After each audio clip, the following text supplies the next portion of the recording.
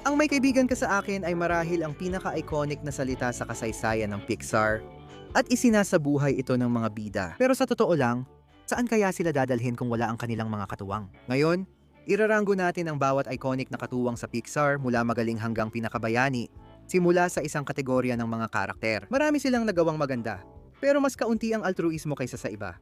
Mabubuti silang tao na may sariling interes. Masasabi nating si 22 mula sa Soul ang hindi gaanong mabuti. Bilang ika-22 kaluluwa na nilikha, sa tingin ko, ang disenyo ng kanyang karakter ang dahilan kung bakit siya ang hindi gaanong mabuti sa default. Matagal nang nasa Great Before si 22, paulit-ulit na nabibigo hanapin ang kanyang spark kaya hindi siya pinapayagang mabuhay sa Earth bilang tao at wala rin siyang interes dito. Mas gusto niyang ubusin ang oras sa pangungutya at pang-aasar sa iba. Oo, yun lang talaga. Matagal ko nang niloloko ang grupong ito, dekada na. At sa susunod, matatalo ulit sila. Hindi nagtapos na makabayani ang kwento niya.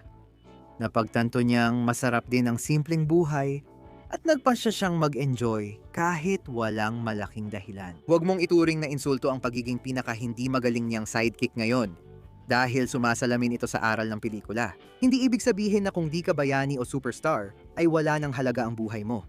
Minsan, sapat na ang mag-enjoy sa simpleng bagay para maging makabuluhan ng buhay. Sunod si Spot mula The Good Dinosaur. Iba-iba ang opinyon tungkol sa kanya. May sala siya dahil sinisira niya ang pananim ng mga dinosaur at minsan inaatake niya sila kapag sa tingin niya ay nanganganib siya. Sa kabilang banda, isa siyang sanggol. Parang batang paslit lang talaga siya. Isang bata na ang tanging alam ay ang mabuhay sa kagubatan. Kaya naman kailangan niyang kainin kung anuman ang mahuli o makuha niya. May mga sandali rin siyang naging bayani, tulad ng iniligtas niya si Arlo mula kay Thunderclap. Pero huwag na tayong magtagal sa The Good Dinosaur. Tapusin natin ang unang kategorya sa mga circus bug ng A Bug's Life. Mahalaga ang komunikasyon. Kapag pumalpak ka, maaari kang magkamali ng upa ng circus performer o ikaw mismo ang maupahan para lumaban sa digmaan. Huli nang nalaman ng circus bug na hindi talent scout si Flick kaya nagpasya silang umalis sa kolonya. Hindi sila masisisi, lalo na't napamahal din sila sa Ant Island. Sapat na iyon para tumulong sa plano ni Flick na gumawa ng pekeng ibon pang takot sa mga tipaklong. Oo, inangkin nila ang kredito. Pero dahil muntik din silang mamatay kay Flick, palalampasin na natin. Ngayon, lilipat na tayo sa mas di makasariling karakter. Ito na ang mga tunay na mabubuting sidekick at magsisimula tayo kay Hal ang ipis. Bago dumating si Eve, ang tanging kasama ni Wally ay ang maliit at palakaibigang ipis. Lagi siyang nandyan para kay Wally, tahirap at ginhawa, kahit madalas siyang nadadaganan. Yan ang tunay na katapatan. Si Angus, ang kabayo sa Brave, ay hindi kasing laki ng personalidad ng ibang sidekick. Maiintindihan naman ito dahil, uulitin ko, isa siyang kabayo.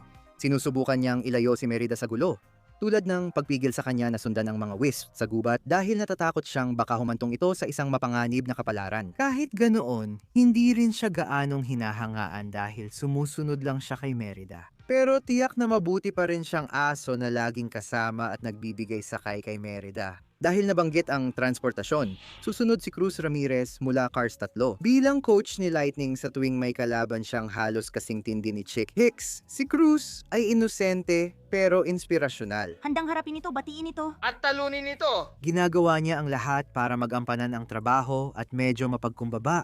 Hindi iniisip na mas magaling siya kaysa sa trainee, kahit na totoo dahil na rin sa edad ni Lightning. Ngayon pag-usapan natin ang Ozma Kappa ng Monsters University. Ang mga ito ang mga underdog sa kolehiyo ni na Mike at Sally.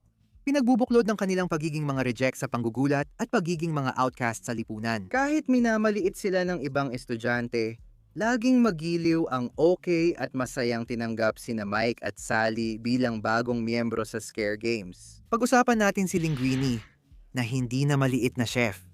Sa kanilang mundo, mas may saysay yatang si Remy ang sidekick, pero alam naman nating siya talaga ang humihila ng mga tali. Kahit mukhang sidekick lang si Linguini, mahalaga pa rin siya. Dahil sa kabaitan niya kay Remy, natuklasan niya ang galing ng maliit na chef sa pagluluto. Dahil doon, hindi sana niya narating ang tagumpay bilang negosyante. Pero, napakatao niya, hindi lang dahil sa pagiging clumsy. Nung nakuha niya ang restaurant na para sa kanya, lumaki ang ulo niya at tinanggal si Remy. Na tila nakalimutan niyang si Remy ang dahilan ng tagumpay niya. Sa huli, bumalik siya at kinilala si Remy. Kahit nagnakaw ito ng pagkain sa pantry ng restaurant bilang ganti. Sa pagtatapos, sina Maymay at ang kanyang mga kaibigan ang pinakamabubuting tao na nakita natin. Sa buong pelikula, typical silang barkada sa mga coming-of-age na kwento, laging sumusuporta kay Maymay at sa isa't isa. Sa huli, humanga ako dahil tinulungan nila si May laban sa kanyang higanting inang nagwawala. Sa totoo lang, kakaiba ang pelikula pati na rin ang mga batang ito. Kahit kulang sila sa social skills at asal, binabawi nila ito sa katapatan at kabaitan. Ngayon oras ng parangalan ang mga sidekick sa susunod na kategorya. Tunay na mararangal ang mga sidekick na ito. Si Forky mula sa Toy Story 4 ang susunod. Ang munting batang ito ay isang makapangyarihang aral tungkol sa kahalagahan ng tiwala sa sarili. Halos buong pelikula, paulit-ulit niyang sinusubukang bumalik sa basurahan dahil pakiramdam niya, doon siya nababagay. Nagdadala siya ng maraming gulo kay Woody, pero hindi namin siya masyadong babawasan ng puntos dahil doon. Dahil sa totoo lang, isa siyang insecure na bagong laruan. Dahil dito, naawa siya at nakinig sa kwento ni Gabi-Gabi. Nagbigay ng kaunting ginhawa kahit siya ang dumukot sa kanya. Doon lang na-realize ni Forky na hindi lang siya basura, kundi basura ni Bonnie. Kaya tinanggap niya ang pagiging laruan at bumalik kay Bonnie. Na nagdadala kay Boo mula sa Monsters Inc. Isang inosenteng bata kaya mataas ang pwesto niya sa listahan. Pala kaibigan, pala biro, at masayang naging kaibigan ni Sally. Ang katotohanang nakilala pa rin niya si Sully sa dulo ng pelikula ay nagpapakita kung gaano kahalaga ang kanilang pagkakaibigan. Sunod naman, meron tayong, isang ardilya. Pasensya na, ibig kong sabihin, si Dog. Sa totoo lang, pakiramdam ko hindi na kailangan ng masyadong paliwanag kay Dog. Isa lang talaga siyang mabait na aso. Yun na talaga ang buong karakter niya. Isa lang siyang mabait at masiglang aso. Kahit nagtatrabaho siya kina Mons o Carl, si Doug ay laging tapat at walang pag-iimbot. Sunod naman sa listahan ng mga aso si Slinky Dog. Dahil mas deuteragonist si Buzz kaysa sidekick, mas bagay kay Slinky ang tawaging original na sidekick ng Toy Story. Pwede namang mapunta ang titulong iyon sa kahit sino sa mga kaibigan ni Woody. Pero namumukod tangi si Slinky bilang pinakatapat sa kanilang lahat. Siya lang kasi ang nagtatangkang ipagtanggol si Woody noong inaakusahan siya ng iba na pinatay niya si Buzz. Naniniwala kami sa'yo, Woody. Tama, Rex? Nakakakuha siya ng dagdag na puntos bilang bayani dahil handa siyang gamitin ang kanyang nababanat na katawan bilang tulay o pangligtas ng buhay. O kung anumang mahaba at parang lubid na bagay na kailangan ng grupo para mailigtas ang kanilang mga sarili. Napag-usapan na natin ang mga pinakamatalik na kaibigan ng tao. Kaya ngayon, tingnan natin kung sino ang pinakamatalik na kaibigan ng pusa. Maaaring hindi ganoon katanyag si Sox sa mga pelikula ng Pixar, pero bumabawi siya sa sipag para buhatin ang pelikula. Si Sox ay parang robot na pusa na katulad ni Baymax sa Big Hero 6. Ginawa talaga siya para tulungan si Buzz sa mga emosyonal na pagsubok at pangkalahatang stress pagkatapos ng kanyang pagkawala, at sa huli, inuuna niya ang katapatan sa kanyang amo higit sa lahat. Katulad ni Doug, nananatili siyang tapat kay Buzz kahit nagsisimula ng mawala ng kontrol si Buzz sa realidad at sa kanyang moral na prinsipyo. Ayon kay Future Sox, tumakas siya dahil malapit nang maisakatuparan ni Future Buzz ang planong maglalagay sa kanila at mahal nila sa panganib. Makatuwiran ang pag-alis niya noon. Kasunod si Julia mula Luca. Maaaring mukhang mailap siya sa una, pero napatunayan niyang handa siyang magsakripisyo para sa kanyang mga kaibigan. Kahit pa yung mga kakakilala lang niya, ilang araw pa lang ang nakalipas. Nang ibunyag ni Luca na sea monster siya, hinikayat niya itong umalis. Handang isakripisyo ang mahalagang pagkakaibigan para kay Luca. Handa rin siyang isuko ang pagkakataon niyang manalo sa Puerto Rosso Cup, isang layunin na halos kalahati ng buhay niya niyang pinaghirapan. Lahat ng ito ay para mailigtas ang kanyang mga kaibigan mula kay Ercali. Ngayon punta naman tayo sa matatag na kaibigang mahilig maglaro, si Bing Bong mula sa Inside Out. Si Bing Bong ay napakabait na karakter kaya parang nandadaya kapag ikinumpara sa iba. Bilang imahinaryong kaibigan, nilalayon lang niyang pagyamanin ang buhay at imahinasyon ni Riley. Nang nakalimutan na siya ni Riley, handa siyang magsakripisyo para makabalik sina Joy at Sadness sa headquarters. Noong una, dahil sa kanyang sakripisyo, siya sana ang una sa listahan. Pero naalala namin na si Bing Bong ay pumatay ng tao. O imahinaryo siyang ulap na tao. Pero isipin mong tahimik kang namumuhay tapos may elepanteng biglang sumira ng parte ng bahay mo. At kapag pinuna mo siya, bigla niyang, "Hindi okay yan, Bing Bong. Akala namin mas mabuti ka." Tinatapos natin ang bahaging ito kay Tomater. Malapit na sana siyang mapasama sa pinakamataas na antas dahil sa kapilyuhan niya. Sumasali siya sa tractor tipping, na parang cow tipping para sa kotse, at minsan, di rin siya sensitibo. Pero sapat ang kabaitan ni Mater para punan ng kakulangan niya sa taktika. Palaging nandyan si Mater para kay Lightning, tinuturing siyang kaibigan, hinihikayat siya sa karera, at laging pinapataas ang morale niya. Ang huling kategorya ay para sa mga sidekick na puro magaganda ang nagawa. Sila ang mga pusong dalisay na bayani. Sisumulan natin kay Dante, spirit guide ni Miguel. Maaaring mukhang isang simpleng pero mapagmahal na asong kalye si Dante sa una. Pero mas marami pa siyang itinatagong katangian kaysa sa nakikita ng mata. Lumabas na si Dante ang spirit guide ni Miguel mula umpisa at iniwan pa ang mga ninuno ng Rivera para iligtas siya sa kulungan. Nangyari iyon matapos halos insultuhin ni Miguel si Dante at ang alok niyang tulong na nagpapakita ng pagiging mapagpatawad ng aso. Isa pang kaibigang hayop ay si Bullseye mula sa Toy Story 2. Si Bullseye, tulad ni Slinky, ay kilala sa tapat niyang pagsuporta kay Woody. Sa ikling panahon na kilala niya si Woody, mas kahanga-hanga ang katapatan niya kaysa kay Slink. Tulad ni Slink, tinulungan niya sina Woody at Buzz makauwi ng ligtas sa pamamagitan ng mabilis na pagtakbo. Halos kasing bilis ng eroplano. Nandyan din si Dory mula sa Finding Nemo. Siguro hindi siya ang pinakamagandang kunin kung kailangan mong bantayan ang mahahalagang impormasyon. Pero sa kabilang banda, kung naghahanap ka ng paghimok at matatag na emosyonal na suporta, si Dory ang bahala sa'yo. Si Dory ay literal na nabanggalang kay Marlene nang hindi sinasadya. Agad siyang inaliw habang nagpapanik si Marlene at inialay ang sarili para tulungan siyang hanapin ang nawawala niyang anak. Yan ang tunay na kabaitan. Hindi tinulungan ni Dory si Marlene dahil may kapalit o dahil kilala niya si Marlene o Nemo.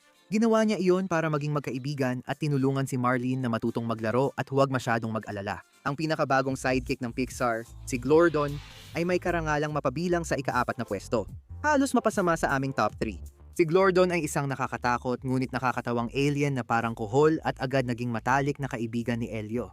Nang makilala niya ang natatakot na si Elio, binalot niya ito ng sutlang sapot. Kaya nagduda si Elio na baka kainin siya. Nandidiri si Glordon dahil ang pagbabalot ay ginagawa lang ng nanay niya kapag natatakot siya. Ang tunay at parang batang empatiyang ito ang nasa puso ng pagkatao ni Glordon.